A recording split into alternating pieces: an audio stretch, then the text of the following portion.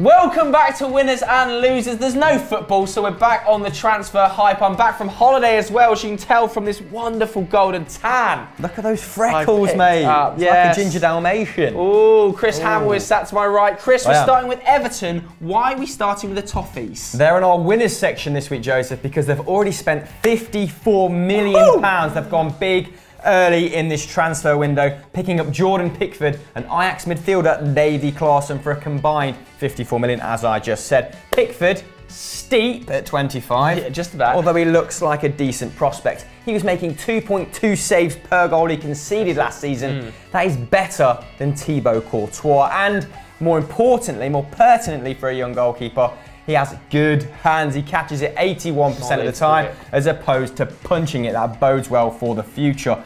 He's also homegrown, and if he stays for 6-7 years, it'll be a good investment. Yes, he will. A little bit like Buffon back in the day. I'm not comparing Pickford to Buffon. Let's just make that clear, because that's mental. Obviously. But you know, Rio at Man United, they paid over the odds at the start, but hopefully he'll become a long-serving servant.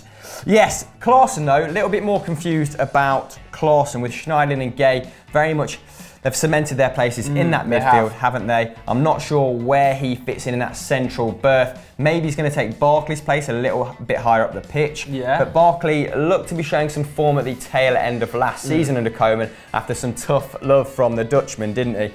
But Klaassen is versatile. I mean, this past season, he's played an attacking role for Ajax. He made 2.3 tackles and interceptions per game, but 1.6 key passes and 22 goals and assists.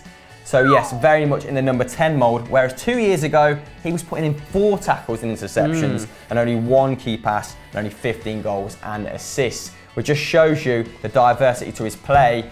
So maybe Koeman's brought him in with that in mind. But Joseph, does this signal the end of the pursuit of Gylfi Sigurdsson, who I think most Everton fans were more excited about? Well, it's a bit of a strange one, Christopher, because he is still being linked, and he's being linked for £30 million, which is a lot of money, and I'm not sure it's a good move. Like, Everton are higher up the table than Swansea. He's 28 years old this summer. Of his 13 Premier League assists last season, 8 actually came from set pieces, which is an odd one because the Everton need a set piece specialist when they've already got the likes of Leighton Baines.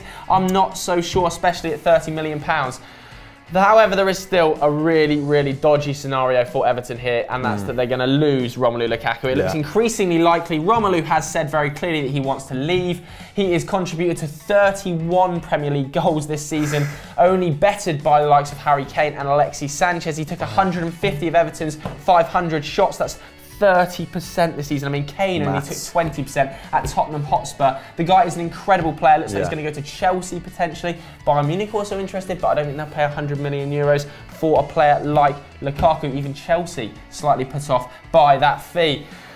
But they've already bought in Sandro Ramirez, it seems, today. It looks like a fee has been agreed. They've apparently agreed his €5 million buyout clause at Malaga. Of course, the ex-Barcelona striker. Whether or not he's been bought in to replace Lukaku remains to be seen. I think if you let a player that stature leave, you need to bring in a player slightly bigger than more proven Sandro Ramirez. I think potentially a Premier League proven player will come into Everton if that happens. And they let Deulofeu go, mate, this morning. And they've let Gerard Deulofeu go this morning. Well, they didn't have much choice because Barcelona have played the buyback clause of around £10.2 million, which is a cheap fee for a player of Deulofeu's quality. We've seen him banging him in at AC Milan whilst he's been on loan there. But what do you guys at home think? Is Pickford been overpriced? Should they keep Lukaku? Is Sandro a good signing? Let us know your Everton thoughts in the comments below.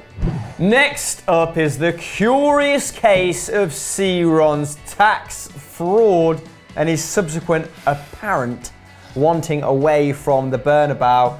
Joseph, I have a sense, something deep in my plums tells me you're going to rant and rave about his return, a glorious return to Manchester United. Somebody calm me down because I'm getting ahead of myself. But first, let's look at where this story started. It started in Portugal. Ebola and Record, 2 tabloids over there reporting that he wanted out. Marca picked up on the story, of course, the famous Spanish Real Madrid-based newspaper. They claimed he also wanted out, and then it crossed the shores to England. It's an epidemic. The Times, Sky Sports, BBC, you name them, they were reporting it. And they were all reporting that a source close to the player had told them he wanted out as well. It's likely that that source is in fact his agent Jorge Mendes, who is after a big payday from Real Madrid. But apparently it would cost up to 180 million euros to take him out of Real Madrid's clutches. Now, of course, he has a 1 billion euro buyout clause, but at 32, Florentino Perez is apparently ready to let him go for around 180 million euros, which would mean Real Madrid have made a 100 million euro profit on a player that has scored 500 goals for the club. Not bad business, some would say. But Chris, what would it mean for Real? Undoubtedly, Joseph, this would be a colossal loss for Los Blancos. Who are you going to buy in world football that can replicate the figures he's put up, even as he's approached 33? He's evolved into an out-and-out striker, and within that evolution has sustained incredible form, and he's scoring them big goals in big matches. We saw it in the Champions League, didn't we?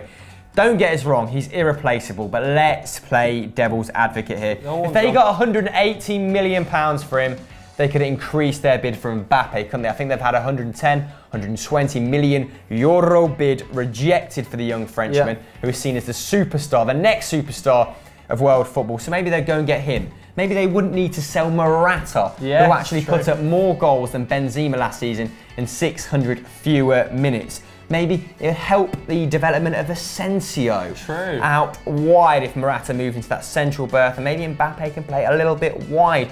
Who knows? But what do you guys think? We want you to tell us, will selling Ronaldo be beneficial or not? I'm now going to ask Joseph what he thinks about Ronaldo's return to United, and let's keep this short, mate, succinct. I would do anything to have him back at the club. Honestly, I would do absolutely anything. The guy is still putting up 50 goals a season in La Liga. Look, he wouldn't do that in the Premier League, but we need a central striker, and as you said, he is evolving into a number 9. The number 7 shirt is free. We've got the money to burn, baby. Go out there and burn it all over Cristiano Ronaldo, because the guy's a phenomenon. I want the return of the king, obviously. Not Larson. Next up in our winners is Tolisso. Probably pronounced that wrong, but he's gone to Bayern Munich. He's a happy boy. Yes, and this is a better move than he could have anticipated all year long. The Lyon midfielder was linked with Arsenal and Juventus, and now he's joined up with the Bavarians for 42 million euros. And more impressively, he was cherry-picked by Ancelotti to fill that midfield void left by Xabi Alonso, which might indicate a change in his playing style, but you're going to touch upon that. Yes, and Bayern chairman Karl-Heinz Rummenigge made it happen, didn't he? Let's have a look at the season Tolisso's just had. Now, the 22-year-old got 10 goals and 6 assists in just over 3,000 league and minutes and in the Champions League, so he's also got that pedigree as well. And he's made his debut for France against Spain, no less, in a midfield that also contains Matuidi, Pogba, Kante and Thomas Lemar. He's also competing with the likes of Rabiot and Bakayoko on the peripheries of the Les Bleus squad. And for some reason, Sissoko is still in it. But let's forget about him and let's talk about Tolisso. Tell me a little bit more. I know you haven't watched him as closely as other people, but give me what you have. Impart your wisdom. Yeah, I haven't watched much Lyon, it's fair to say, but I've done a bit of research over the past few days, and look, the guy last season very clearly played in a box-to-box role, completed about 2.5 tackles and interceptions per 90. But the season before, he was far more defensive, around 4.5 tackles and interceptions per 90. So it does look like he's probably going to play a slightly more reserved role at Bayern Munich. However, like you said, it could signal a shift in their playing style. We saw a very, very deep pivot in Xabi Alonso last season under Ancelotti. Does this suggest he's looking for a more high-energy system with the likes of Renato Sanchez in there, Vidal in there, and now Tolisso in there? Maybe he's not going to go so defensive with a player like Xabi Alonso. But there's also questions, does this mean the end for Renato Sanchez? Just 600 minutes in the Bundesliga last season. Joshua Kimmich is going to want more game time this summer as well, as is Tolisso, because it's a World Cup year. Let's not forget, it plays a massive factor in players thinking. And they just signed Koeman as well, right? They have just signed Kingsley Coman. And they're still not sold Diego Costa. Although it does look like Douglas Costa is going to go to Juventus. But this signing is done and dusted. But does it mean that Renato Sanchez is going to leave? Vote in the poll up here. Couldn't finish that section very well. Yes or no. Got there, thank God. The next losers on our list are Antonio Conte's Chelsea. Ooh. Tell me a little bit more. Ginge. Well, it seemed like the perfect summer for the Blues, didn't it? Yeah. Oh, champions of England. Add a few players, give it a bit of depth, you're saying to Conte. You can challenge in Europe. But what does he do? He says, F that. I'm sending Diego Costa a dick pic. Dick for a dick.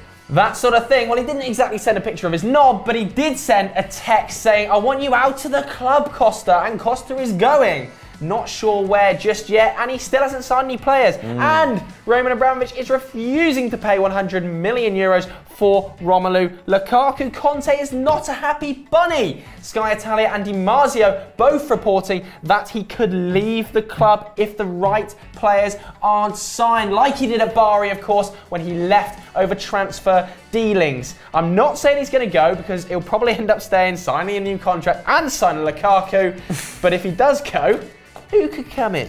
Chelsea and Bari, very similar scenarios, so you've nailed it there, Joseph. But yes, let's take a look at who the papers are saying is a probable replacement. And it's Thomas Tuchel, unbelievably. I had to do a double take there when I saw that on my sheet. I don't think Chelsea have got the players to facilitate Tuchel's counter-pressing, high-energy playing style at current. It is pretty much the antithesis of Conte's 3-4-3, isn't it? So not sure about that, but Tuchel would be a welcome addition to that stable of managerial talent in the Premier League.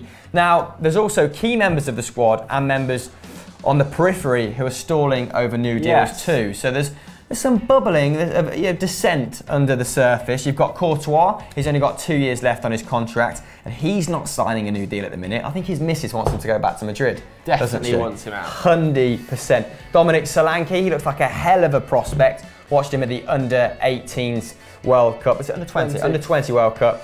And he looked, like I say, like a very impressive player. He's gone to pastures new at Liverpool. And they're only going to get $1 million for him. Tribunal fee. Yeah, the tribunal fee, yes. Bertrand Traore is going to leave for Lyon, and Michy Batshuayi has apparently tried to sound out a move as well. So when we talk about Chelsea adding strength in depth in this window to go deeper in the European competition, it doesn't bode well that the players who would give them that depth don't want to be there. But with the European competition, maybe they'll have more minutes to go around and be able to appease these ambitious young players. But who should Chelsea bring in? Who should they let go? Chelsea fans, would you be happy with Tuchel? Let us know in the comments below. So that's all we've got time for today. Just 2 winners and 2 losers, you're saying? Blame Patrick Van Straten. Where's the third winner, Pat? Where is it? But before we go, I want to give a quick shout out to Josh from Cedarwood School. His team played at Wembley. They unfortunately lost 2-1. Sad times. Chris, what can you offer to cheer him up? Shout out schoolboys now. Yeah. Anyway, they should head over to EFD, my friend, to watch me, spoiler alert, destroy Patrick Van Straten on this week's Stat Wars right up his Dutch rudder, mate. Oh. And as always, don't forget to like and subscribe. This has taken ages to film. Sayonara. Bye. Because I can't wait till you listen. Him. Might stay. They don't need to. I don't know what I'm saying. I don't know what I'm saying. I want to do my bit. The cost around. Oh, I just don't know what I'm saying, mate. This is just a ridiculous section.